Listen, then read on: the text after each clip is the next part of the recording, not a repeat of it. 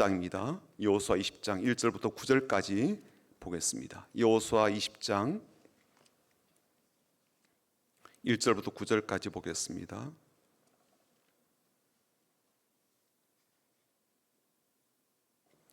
여호수아 20장이고요. 1절부터 9절까지 말씀입니다. 구약 성경 349쪽에 있습니다. 여호수아 20장 1절부터 9절까지 보겠습니다.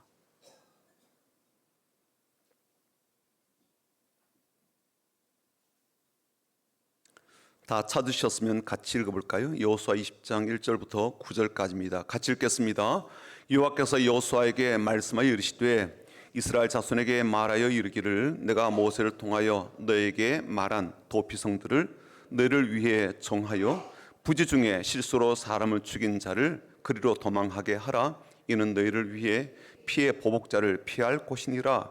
이 성읍들 중에 하나에 도피하는 자는 그 성읍에 들어가는 문역 위에 서서 그 성읍의 장로들의 귀에 자기의 사건을 말할 것이요 그들은 그를 성읍에 받아들여 한 곳을 주어 자기들 중에 거주하게 하고 피의 보복자가 그의 뒤를 따라온다 할지라도 그들은 그 살인자를 그의 손에 내주지 말지니 이는 본래 미워함이 없이 부지 중에 그 이웃을 죽였음이라. 그 살인자는 회중 앞에 서서 재판을 받기까지 또는 그 당시 대제사장이 죽기까지 그 성읍에 거주하다가 그 후에 그 살인자는 그 성읍 곧 자기가 도망하여 나온 자기 성읍 자기 집으로 돌아갈지니라 하라 하시니라. 이에 그들이 납달리의 산지 갈릴리 게데스와 에브라임 산지의 세겜과 유다 산지의 기럇 아르바 곧 헤브론과 여리고 동쪽 요단 저쪽 루벤 지파 중에서 평지 광야의 베셀과 갓 지파 중에서 길랏 라못과 므낫세 지파 중에서 바산 골란을 구별하였으니 이는 곧 이스라엘 모든 자손과 그들 중에 거류하는 거류민을 위하여 선정된 성읍들로서 누구든지 부지 중에 살인한 자가 그리로 도망하여 그가 회중 앞에 설 때까지 피의 보복자의 손에 죽지 아니하게 하기 위함이라. 아멘. 8월이 시작되었지만 7월과 그렇게 다른 바가 없다라는 그런 생각이 들고 오늘 조금 기온이 떨어졌지만 여전히 무더운 날씨가 계속됩니다. 하지만 8월이 되면서 두 가지가 좀 달라지게 되는데요. 한 가지는 이번 주에 가을이 시작된다라는 입추가 있고요. 또 20일 뒤면 더위를 처분한다라고 하는 처수가 있습니다. 아무래도 8월이 되면서 조금씩 달라지게 될 텐데 오늘 또 영적 보양식을 함께 먹고 이 더위든 또 비가 오니까 이 폭염이든 폭우든 잘 이기고 나갈 수 있도록 우리 앞뒤 좌우로 보시면서 인사하고 응원하고 축복하겠습니다. 앞뒤 좌우로 보시면서 주님의 이름으로 축복합니다라고 인사하겠습니다. 주님의 이름으로 축복합니다. 주님의 이름으로 축복합니다. 주님의 이름으로 축복합니다. 한번 인사할까요? 주님의 마음으로 사랑합니다. 주님의 마음으로 사랑합니다.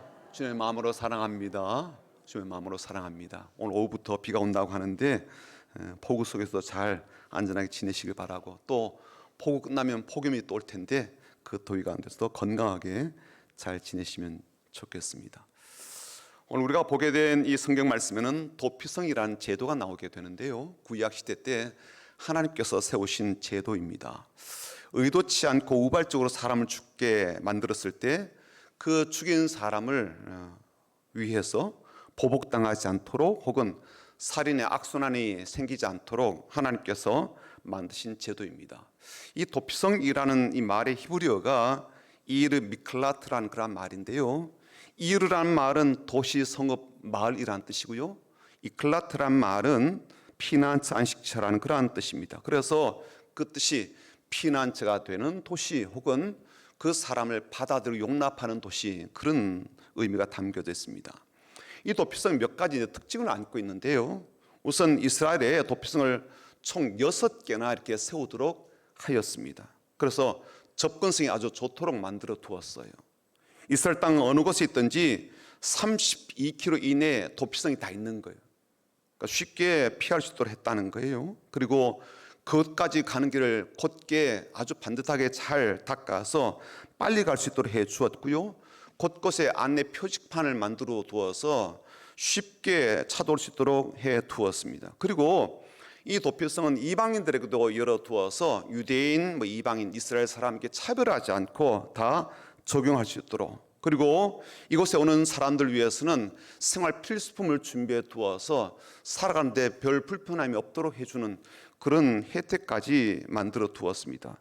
이렇게 한 이유는 한 가지죠. 우발적으로 사람을 죽게 한 그 사람이 보복자들로부터 공격당하는 그러한 일이 없도록 위해를 당하기 전에 신속하게 피할 수 있도록 하기 위한 조치, 그런 목적 때문에 이런 성읍을 세우도록 말씀하셨습니다.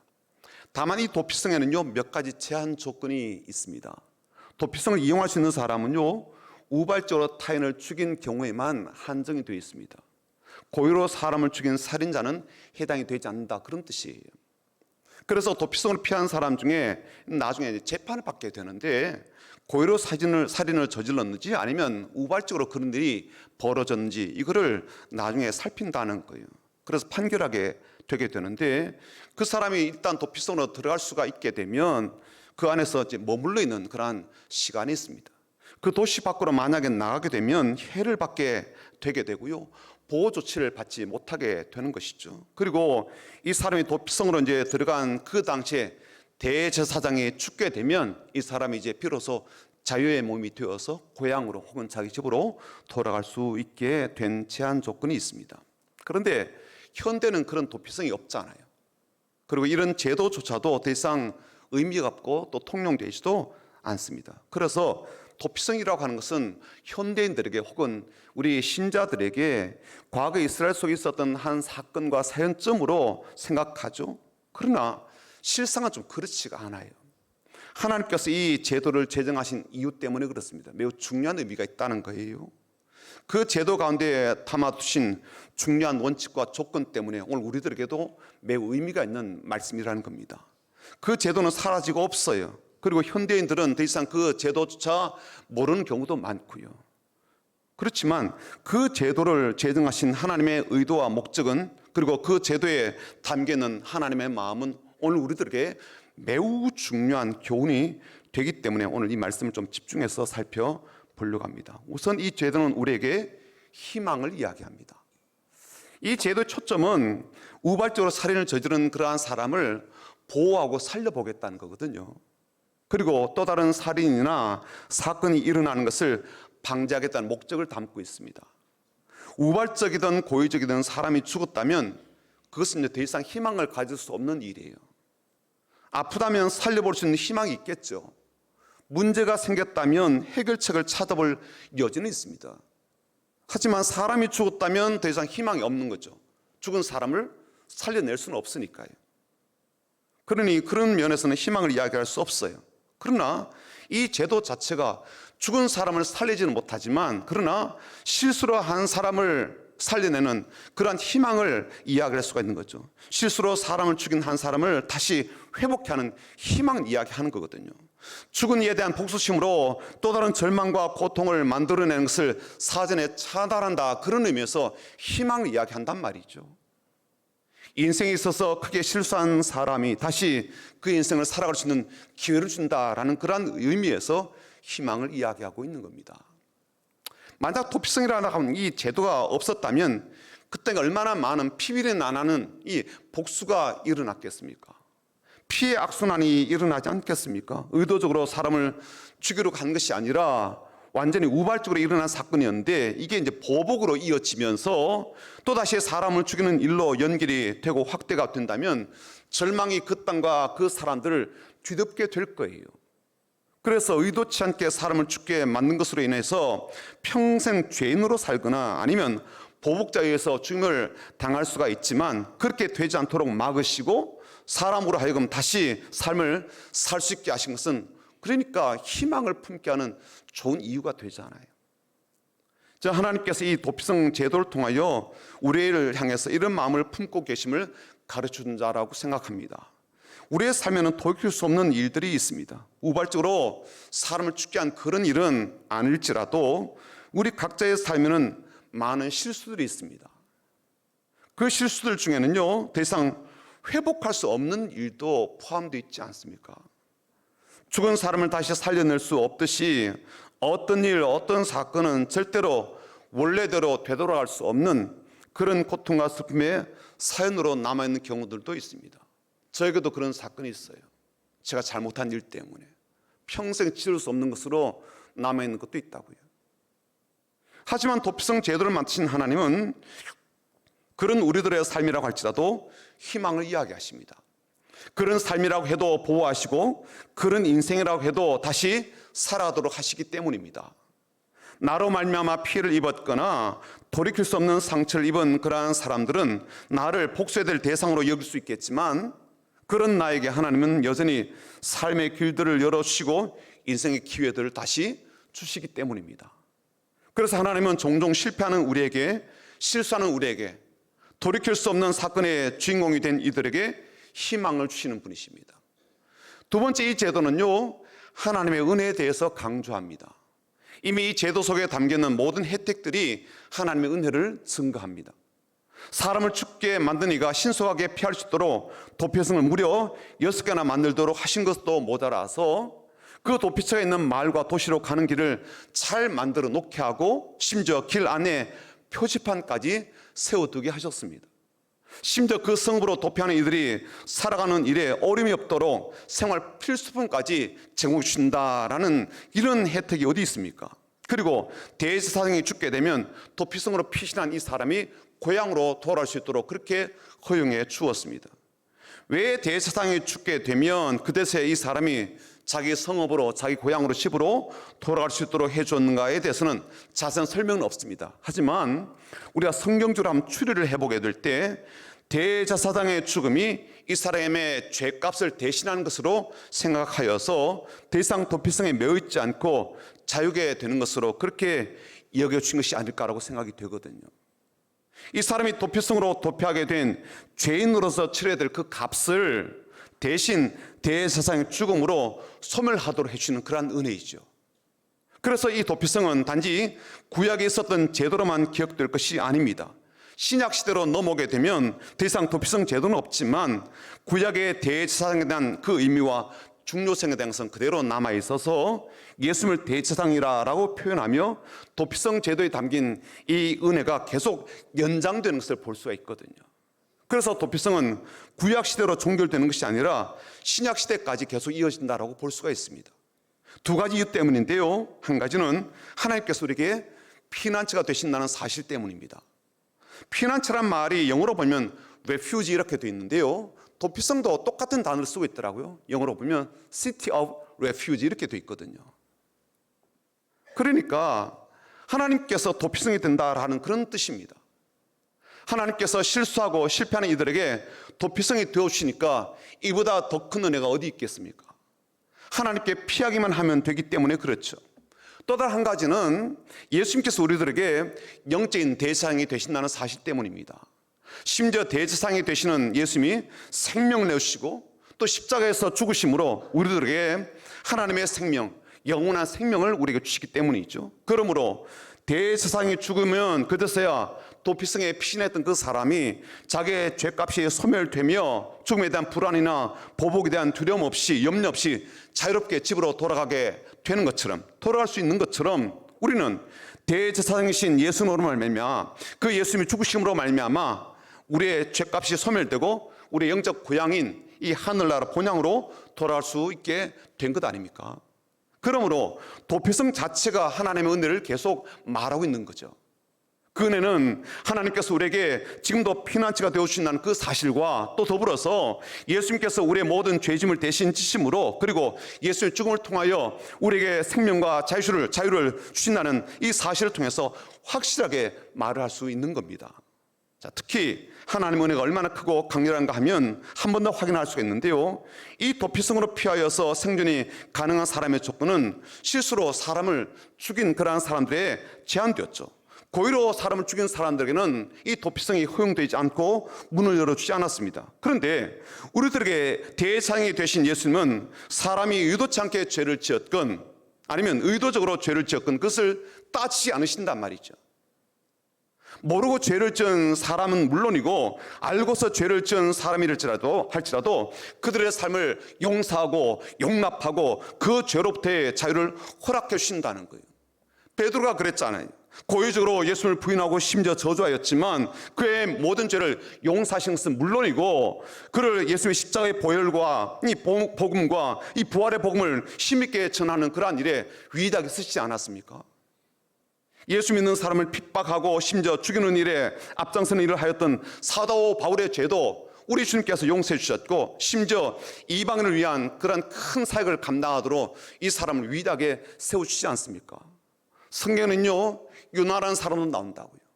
실패했던 사람. 하지만 그를 계속 쓰신 하나님도 요나서에 잘 나타납니다.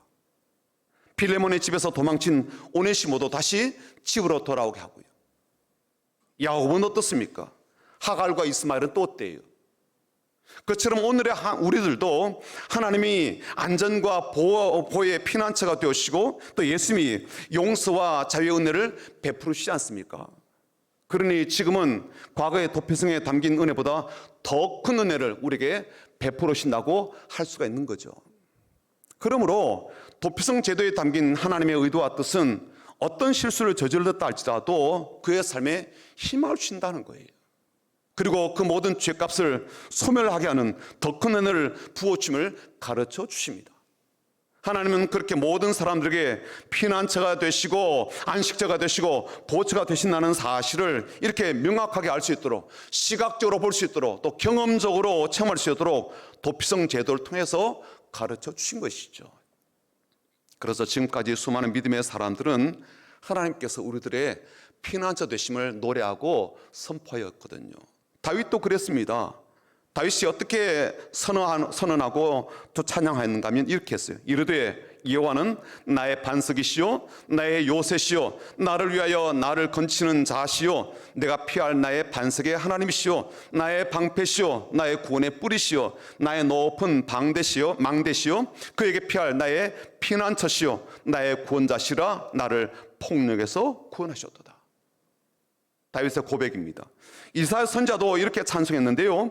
주는 포악자의 기세가 성벽을 치는 폭풍과 같을 때 빈궁한 자의 요새이시며 환난당한 가난한 자의 요새이시며 폭풍 중에 피난처시며 폭양을 피하는 그늘이 되셨사오니라고 그렇게 찬송했습니다. 예레미야 선지자도 이렇게 선포했는데요. 여호와 나의 하나님 나의 요새 환난 날의 피난처시여 민족들이 땅끝에서 주께 이르러 말하기를 우리 주상들의 계승한 바는 허망하고 거짓되고 무익한 것뿐이라 라고 그렇게 선포했습니다. 요엘 선지자도 똑같은 이야기를 했어요. 뭐라고 예언했는가 하면 여호와께서 시온에서 부르짖고 예루살렘에서 목소리를 내시리니 하늘과 땅이 진동하리로다. 그러나 여호와께서 그의 백성의 피난처 이스라엘 자손의 산성이 되시리로다. 자문을 썼던 솔로몬도 그렇게 이야기를 했습니다. 여호와를 경외하는 자에게는 견고한 의뢰가 있나니 그 자녀들에게 피난처가 있으리라. 시편으로 넘어가면요 꽤 많이 나옵니다. 한번 몇 가지 제가 찾아왔는데 한번 읽어볼까요? 앞에 자막 보시고 같이 읽어보겠습니다. 시편 46편 1절이요. 읽어보겠습니다. 하나님은 우리의 피난처시요 힘이시니 환난 중에 만날 큰 도움이시라. 시편 59편 16절 한번 읽어볼까요? 나는 주의 힘을 노래하며 아침에 주의 인자심을 높이 부르오리니 주는 나의 요새이시며 나의 환난 날에 피난처이심이니이다. 시편 62편 8절 한번 읽어볼까요? 백성들아 시시로 그를 의지하고 그 앞에 마음을 토하라. 하나님은 우리의 피난처시로다. 사랑하는 여러분, 이 정도가 되면 도피성이 되시고 피난처가 되신 하나님께로 가는 것이 당연하지 않을까요? 심지어 그렇게 하게 될 때 얼마나 큰 은혜와 기쁨이 넘치게 되는지를 충분히 알게 되셨을 거예요. 도피성으로 가지 말라 그래도요 갈 것 같고요, 또 피난처로 오지 못하도록 막더라도 더 가려고 할 것 같습니다.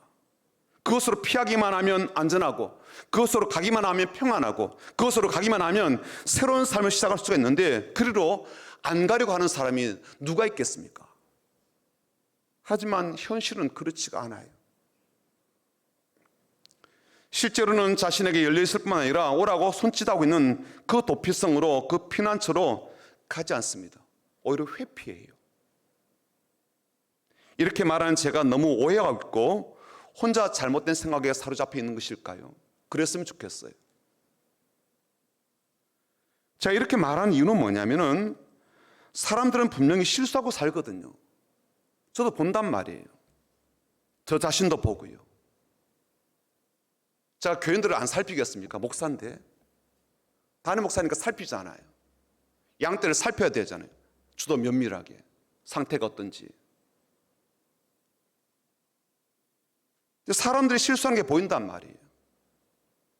주변 가족들은 더 잘 보일 거예요. 훨씬 밀착되어 있으니까요. 자주 보니까요. 자주 만나니까요. 이야기도 심지어 많이 하니까요.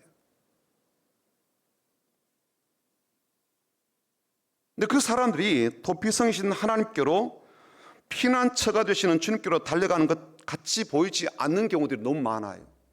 제 눈에 볼 때는 그래요. 그래서 오늘 설교 제목도 회피하지 말고 도피성으로 가라라고 그렇게 정했습니다. 왜 제가 이런 설교를 준비했을까요? 주변에서 회피하는 모습을 많이 보기 때문에 그렇습니다. 많이 봐요. 제 안에도 그런 모습이 있고요. 제가 보게 되는 여러분들의 모습에서 그런 것들이 발견되니까요. 직면하지 않고 회피하는 모습들이 참 많이 보입니다. 회피하는 사람들에게 자주 보게 되는 현상이 있거든요. 이런 현상입니다. 자꾸 탓을 하는 거예요. 비겁하죠. 탓을 하니까. 자기는 잘못이 없어요. 나는 잘못이 조금밖에 없어요. 네가 크게 잘못한 거야. 네가 많이 잘못한 거야. 탓을 하는 거예요. 비겁해요, 그건요. 자꾸 상대방 탓을 해요. 다른 이들 때문이라고 이야기하고 자기의 실수와 문제를 작게 여기고요. 그리고 심지어 합리화합니다. 네가 그러지 않았으면 내가 이러지 않아. 네가 그렇게 하니까 내가 이렇게 돼. 이렇게. 변명도 굉장히 많아요.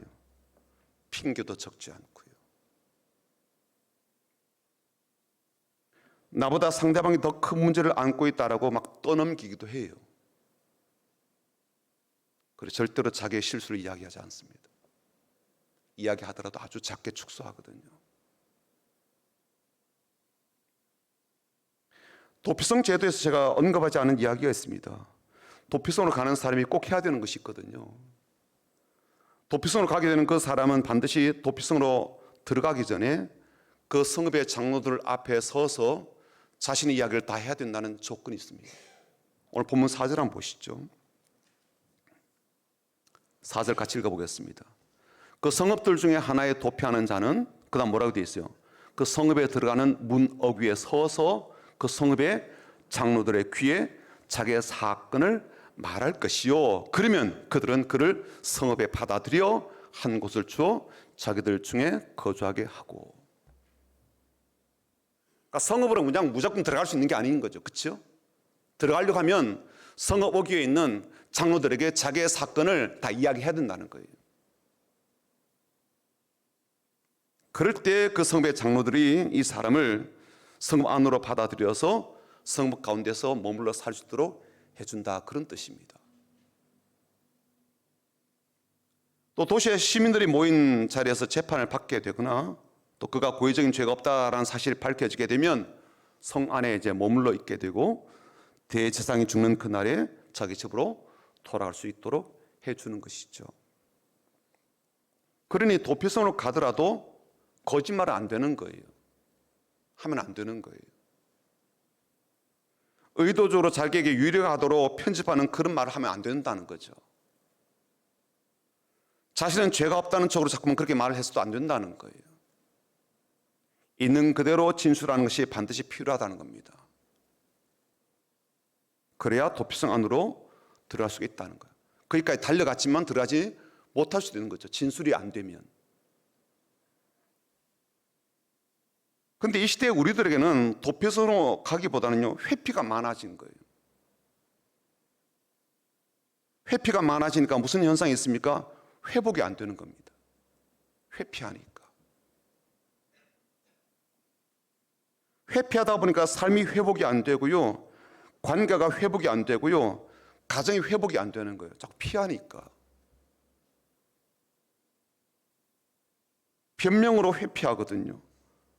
핑계로 회피하고요. 탓을 하며 회피하고요. 선택적으로 망각하면서 회피하고요. 내 실수를 인정하지 않아요. 지금도 계속하고 있는 그 실수를 아주 가볍게 여깁니다. 네가 더 큰 문제거든? 다른 사람이 더 크게 일을 저지른 것 같은데? 나는 그래도 이만큼 하지 않나? 이렇게 하면서. 이게 회피예요. 내 체면과 자존심을 세우기 위해서 뻔뻔스러운 회피를 선택하기도 합니다. 아니면 우물쭈물 거짓말하면서 빠져나가려고 하기도 하고요. 집에서 일어난 일 아니에요? 부부간에 일어난 일 아닙니까? 부모와 자녀간에, 형제간에 벌어지는 일 아니에요? 교회에서도 이런 일 벌어지고요. 그런 말 하면은 안 나올 거예요. 나를 자꾸 추궁하지 마세요. 내가 알아서 할 건데 당신이 뭐라고. 실수로 사람을 죽게 한 이 경우를 예로 한번 좀 들어보면 이런 식으로 회피한다는 거예요. 나만 잘못했나? 아니 그 사람도 그렇게 잘못한겨. 나 정말 몰랐다고. 그 사람 그렇게 지나간 줄 몰랐지. 그 사람이 그리로 안 지나갔으면 그런 일이 있었겠냐고.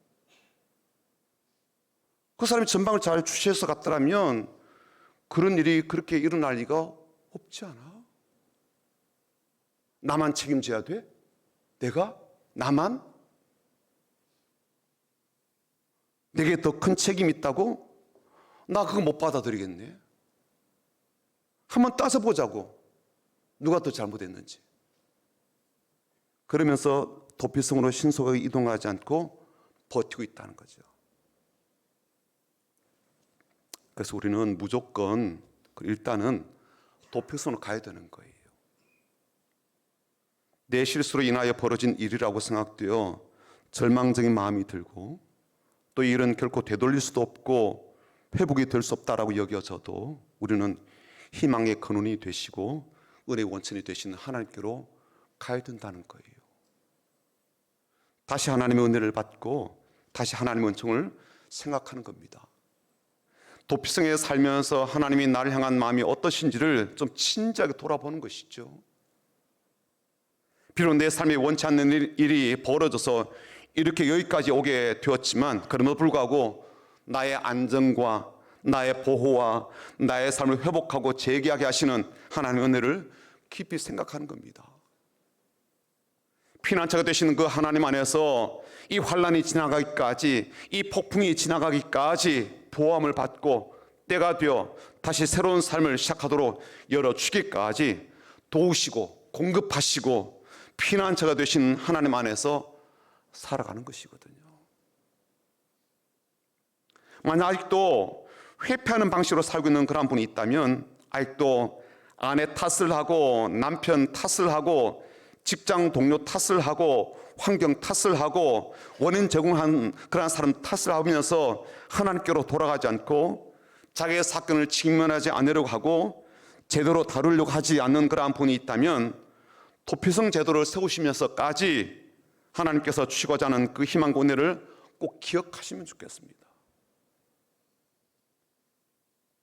그리고 도피성에 피한 자들이 대세상에 죽는 그날에 자기 가족에게로 돌아가고 새로운 삶을 시작하게 되는 것처럼 피난처가 되신 주님께로 나가는 사람들은 주님의 십자가의 죽으심으로 우리에게 주신 그 구원의 놀라운 복을 그리고 자유와 해방의 은혜를 누리게 된다는 것도 잊지 않으시기를 주님의 이름으로 축복합니다. 오늘 우리가 함께 부르고 싶은 찬양은 피난처 되시는 주 예수라는 찬양입니다. 이 찬양의 가사는 이렇습니다. 자막 보시면 이렇게 되어 있어요.